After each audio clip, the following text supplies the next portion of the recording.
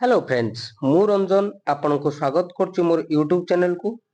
आसिला खुशी खबर बुधवार मिलिबो 2000 टंका। मुख्यमंत्री मोहन चरण माझी ट्वीट माध्यम सूचना दैछन जे एई एप्रिल 30 बा एई बुधवार दिन पवित्र अक्षय तृतीया अवसर रे समस्त सीएम किसान हिताधिकारी को खरीफ फसल पई देबे 2000 टंका।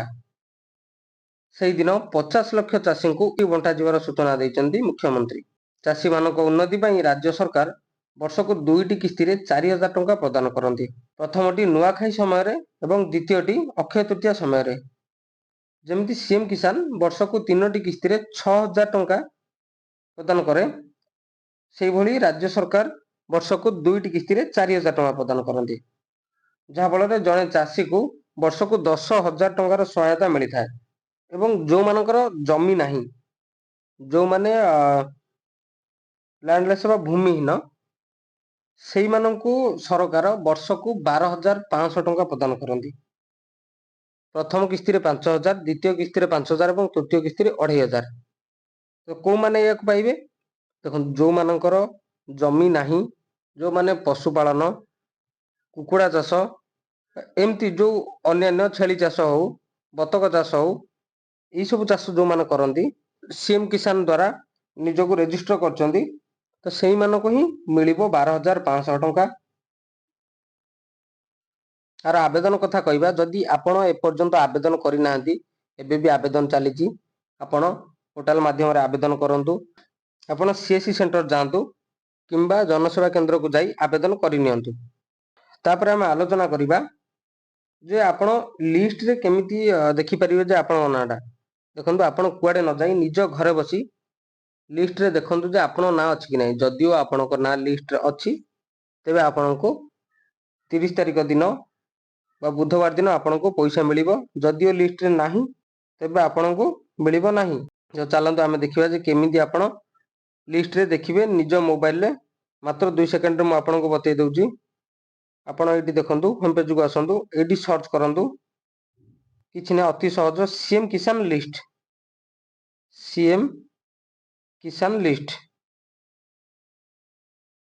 अति सहज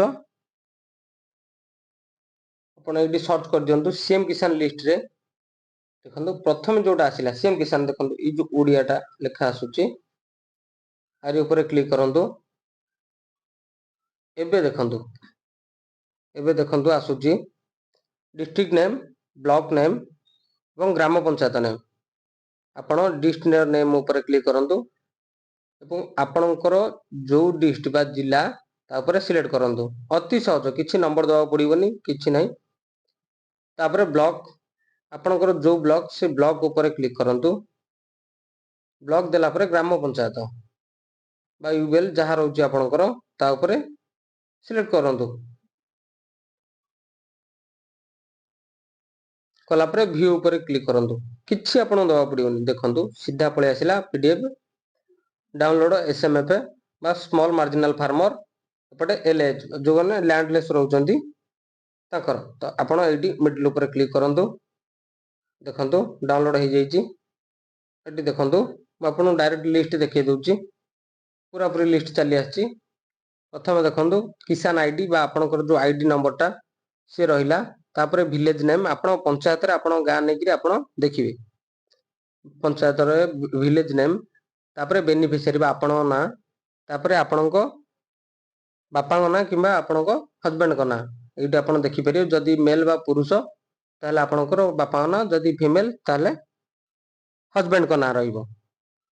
एई भली अति सहज उपाय रे आपण निजर लिस्ट को देखि परिबे।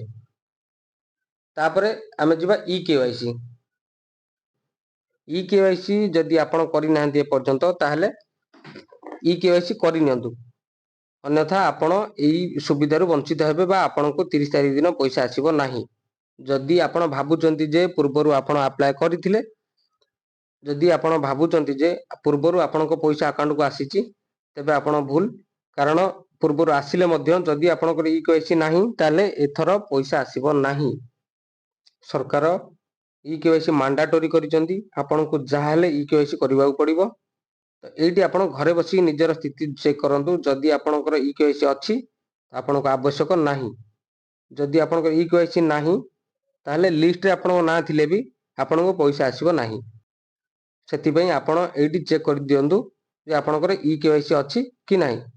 ଦେଖନ୍ତୁ ତା ପାଇଁ କ'ଣ କରିବେ, ଆପଣ ସର୍ଚ୍ଚ କରନ୍ତୁ cmkisan.odisha.gov.in। ପ୍ରଥମଟି cmkisan.odisha.gov.in। ତାପରେ କ୍ଲିକ୍ କଲା ପରେ ଦେଖନ୍ତୁ ଏଇ ଯୋଉ ପ୍ରଥମଟି ଆଉଛି CM Kisan government of Odisha, ଆରି ଉପରେ କ୍ଲିକ୍ କରନ୍ତୁ। ତାପରେ କ୍ଲିକ୍ କଲା ପରେ ଏଠି ସିଧାସଳଖ ଦେଖନ୍ତୁ ଇଏ ହେଉଛି ସିଏମ୍ କିଷାନର ପୋର୍ଟାଲ। ଆପଣ ଡାଇରେକ୍ଟ ପଳେଇ ଆସିଛନ୍ତି ଏଇଠିକି। ଏଇଠୁ ଦେଖନ୍ତୁ ଆପଣ ଇକେୱାଇସିର ସ୍ଥିତି ଯାଞ୍ଚ କରନ୍ତୁ। ଅତି ସହଜ, ଇକେୱାଇସିର ସ୍ଥିତି ଯାଞ୍ଚ କରନ୍ତୁ। ତାପରେ କ୍ଲିକ୍ କରନ୍ତୁ। ଏଠି କ'ଣ ଲେଖା ଅଛି ଦେଖନ୍ତୁ, ଯଦି ଆପଣ ୟୁଆଇଡିଆଇ ବା ଆଧାର ଦ୍ୱାରା ସଠିକ ପ୍ରମାଣ ଦେବେ ଆପଣ ପଞ୍ଜୀକରଣର କାର୍ଯ୍ୟ କରିବା ପାଇଁ ସକ୍ଷମ ହେବେ। ଏଠି ଦେଖନ୍ତୁ ଦରଖାସ୍ତକାରୀଙ୍କର ଆଧାର ସଂଖ୍ୟା, ଯିଏ ବେନିଫିସିଆରୀ ବା ଯାହା ନାଁରେ କାର୍ଡ ଅଛି ତାଙ୍କ ଏଇଠି ଆଧାର ସଂଖ୍ୟା ଦିଅନ୍ତୁ। ତାପରେ କ୍ୟାପଚା, ଏଇଠି ଯୋଉ ଲେଖା ଅଛି ଯାହା ଆପଣଙ୍କର ଆସିବ ଏଇଠି କ୍ୟାପଚା ଦିଅନ୍ତୁ ଏବଂ ଓଟିପି ଉପରେ କ୍ଲିକ୍ କରନ୍ତୁ।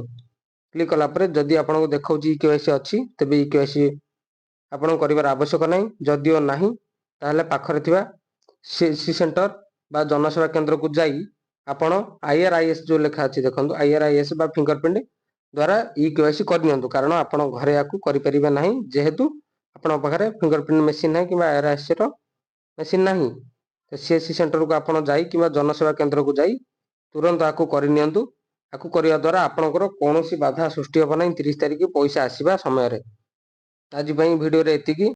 ଯଦି ଆଉ କିଛି ସୂଚନା ଆସେ ତ ମୁଁ ଆପଣଙ୍କୁ ଭିଡ଼ିଓ ମାଧ୍ୟମରେ ନିଶ୍ଚୟ ଜଣାଇବି। ଏଇଭଳି ସରକାରୀ ଯୋଜନାର ଅପଡେଟ୍ ଚାହୁଁଥିଲେ ଭିଡ଼ିଓଟିକୁ ଲାଇକ୍ କରନ୍ତୁ ଏବଂ ଚ୍ୟାନେଲଟିକୁ ସବସ୍କ୍ରାଇବ୍ କରନ୍ତୁ। ଭିଡ଼ିଓଟିକୁ ଶେଷ ପର୍ଯ୍ୟନ୍ତ ଦେଖିଥିବାରୁ ବହୁତ ବହୁତ ଧନ୍ୟବାଦ।